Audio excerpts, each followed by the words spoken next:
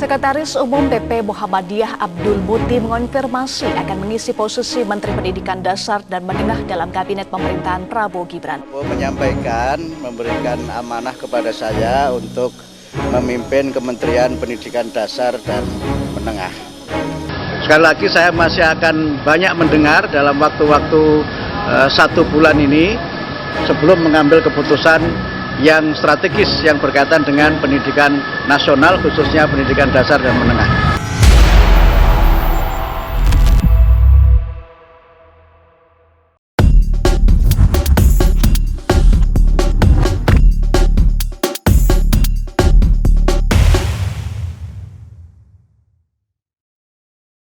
Selamat pagi teman-teman, Sobat Konselor. Hari ini kita akan mengadakan podcast lagi. Kalau kemarin sudah ngobrol-ngobrol sama Mas Adnan, hari ini saya punya tamu yang sangat-sangat spesial.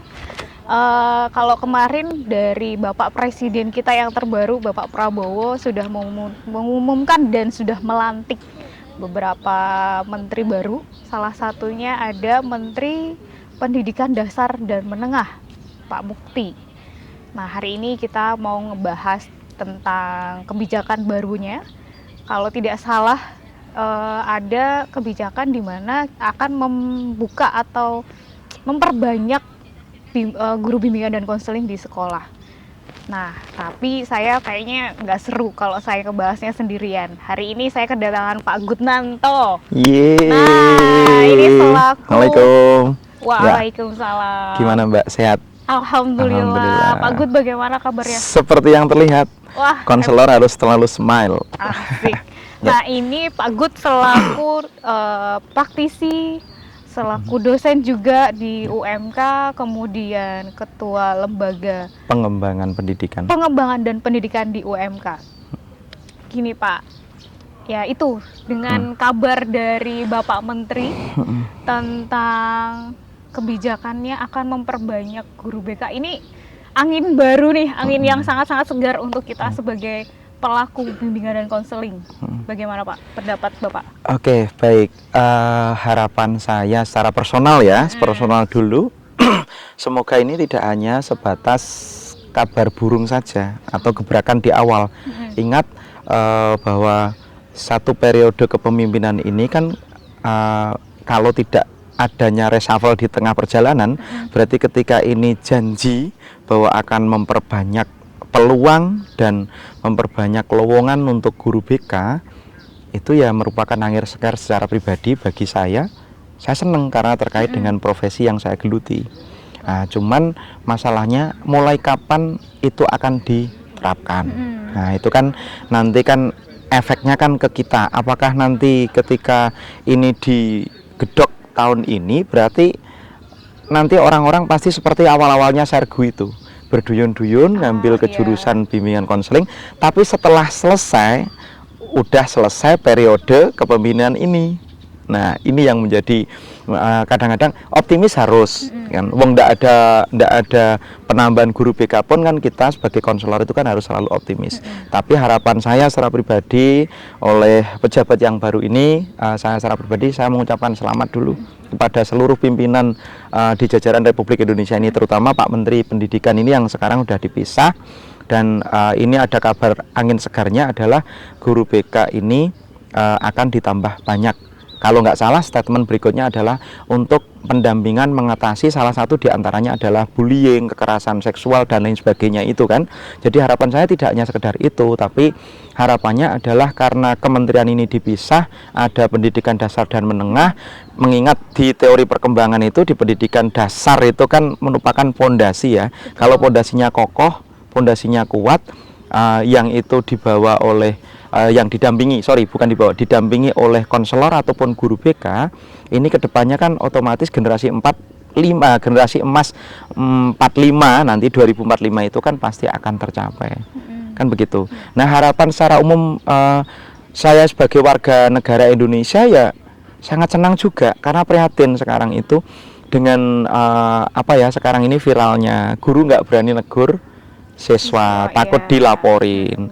Nah, kalau di BK itu kan sekarang juga fungsinya itu belum difungsikan secara maksimal. Sehingga dengan adanya ini, ayo teman-teman, orang tua, masyarakat yang belum mengenal BK secara mendalam, sini deh bersama kami. Akan kami kenalkan apa itu sebenarnya BK. Sini deh, jangan hanya sekedar karena ada info diperbanyak guru BK, kesempatan guru BK-nya, tapi kita lebih apa sih sebenarnya BK itu. Biar nanti tahu, dengan tahu itu maka walaupun nanti akhirnya tidak kecewa gitu loh, kalau misalnya nanti sudah selesai kuliah ternyata itu kuotanya nggak sebanyak yang dijanjikan atau kuotanya nggak sesuai dengan ekspektasi, itu biar nggak kecewa. Minimal kita sebagai konselor lulusan BK itu kan bisa memberikan pendampingan untuk diri kita sendiri. Ingat bahwa untuk bisa mendampingi orang lain maka kita harus bisa berdamai dengan diri sendiri, membimbing diri sendiri dulu, kan begitu. Minimal kan itu. Kalau kita lulusan BK kan bisa membimbing diri sendiri. Nanti kalau udah berkeluarga nih, contoh nanti persiapan Mbak Silvi, kalau sudah berkeluarga bisa membimbing anak dan suaminya, bisa membimbing keluarga besarnya. Oh enggak gitu, sebenarnya harusnya seperti ini, secara teori BK begini. Oh mendampingi anak itu begini. Seperti itu kalau saya. Intinya worth it banget lah.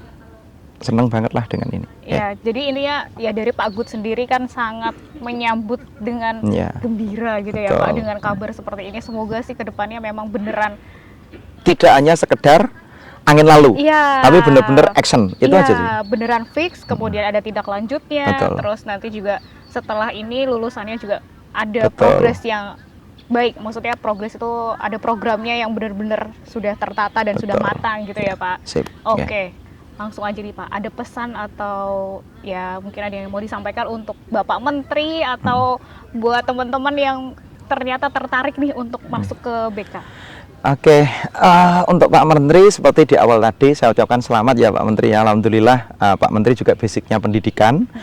Saya yakin kalau ini basicnya pendidikan pasti akan lebih fokus dan konsen ke dunia pendidikan. Bukan berarti yang lain karena tidak basic pendidikan itu jelek, enggak. Tapi harapan besar anak bangsa ini termasuk saya secara pribadi, kami serahkan kebijakan-kebijakan tingkat atas ini kepada Pak Menteri yang memahami tentang dunia pendidikan gitu. Nah terus untuk apa tadi? Untuk teman-teman yang mungkin sekarang sudah mulai tertarik dengan BK. Untuk teman-teman yang tertarik ataupun warga masyarakat secara umum, orang tua, guru dan lain-lain, ayo sini ke BK UMK. Insya Allah kami akan ceritain yang bagus-bagus, kami akan sharing pengalaman bagaimana menjadi seorang konselor yang baik, yang profesional, yang bisa dihandalkan dimanapun Anda berada. Insya Allah kami seluruh sivitas akademika UMK khususnya bimbingan dan konseling akan siap untuk menampung, menerima, mengarahkan, membimbing sampai nanti tuntas. Dan bahkan sampai nanti misalnya sudah selesai, sudah lulus pun kami masih punya ikatan yang erat di IK alumni BK, sehingga tidak terburai seperti lepas seperti itu saja, enggak, tapi kami selalu masih sharing and caring, intinya itu. Gitu ya. Oke, terima kasih Pak Gut. Oke, sama-sama. Makasih. Hari ini menyempatkan waktu untuk bisa ngobrol walaupun sedikit ya Pak. Terima kasih Pak Gut. Sama-sama. Sampai ketemu lagi. Waalaikumsalam. Bye.